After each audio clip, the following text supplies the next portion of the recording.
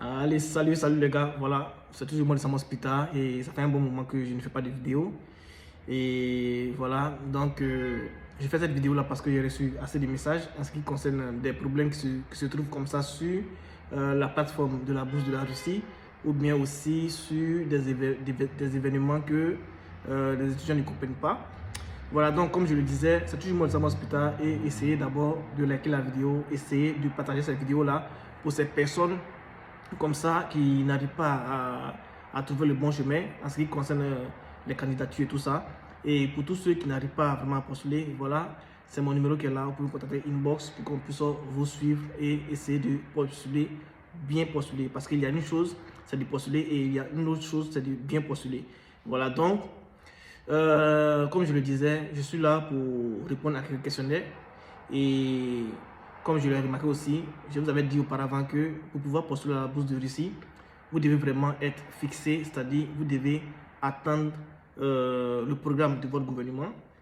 Par exemple, comme ça, il y a des gouvernements comme ça qui ont envoyé la candidature, qui ont prononcé le thème de candidature à leurs étudiants assez tard. Voilà, parce que la bourse de la Russie a été déjà lancée depuis septembre. Et c'est maintenant qu'il y a des États qui ont inauguré ou bien qui ont envoyé ces candidatures-là, qui ont fait appel à la candidature à leurs étudiants.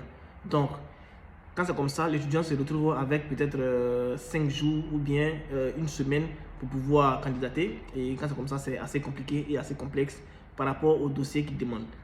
Voilà, donc ce qui est bien, c'est quoi? C'est que il y a des états comme ça, vous pouvez faire le premier tour et le second tour, vous allez déjà commencer à avoir vos documents, voilà, pour pouvoir aller les traduire et aussi, et je rappelle encore, pour les traductions, si votre gouvernement ne vous dit pas un endroit où vous devez traduire, vous pouvez me contacter inbox, voilà, je vous dirai comment faire pour traduire et si ça vous arrange, vous allez vraiment les traduire.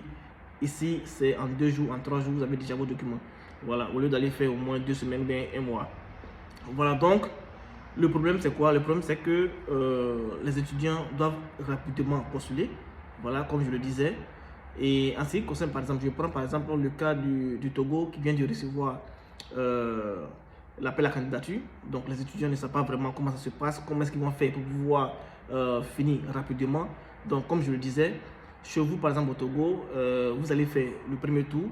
Et si vous n'arrivez pas à faire rapidement le second tour, c'est-à-dire à traduire vos documents en anglais, en russe, pour pouvoir insérer, vous pouvez déjà faire le premier tour et vous insérez le document du second tour, même si ce n'est pas encore traduit.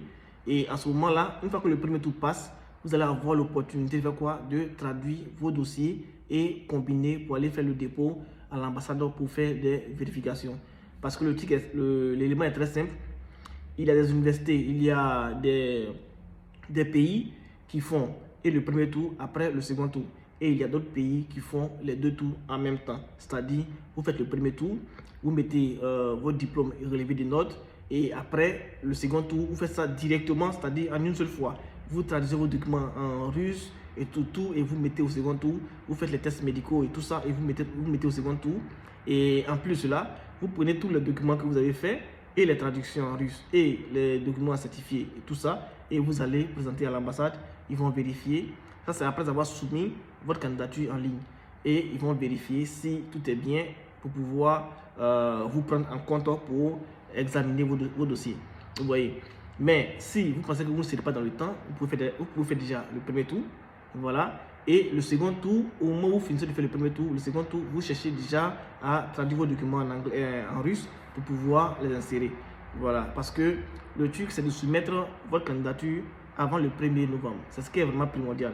Parce qu'après le 1er novembre, si, par exemple, je prends le cas du Togo ou bien du Bénin, si ils n'ont pas repoussé, par exemple, s'ils n'ont pas repoussé la date, vous allez voir que c'est vous qui serez perdant.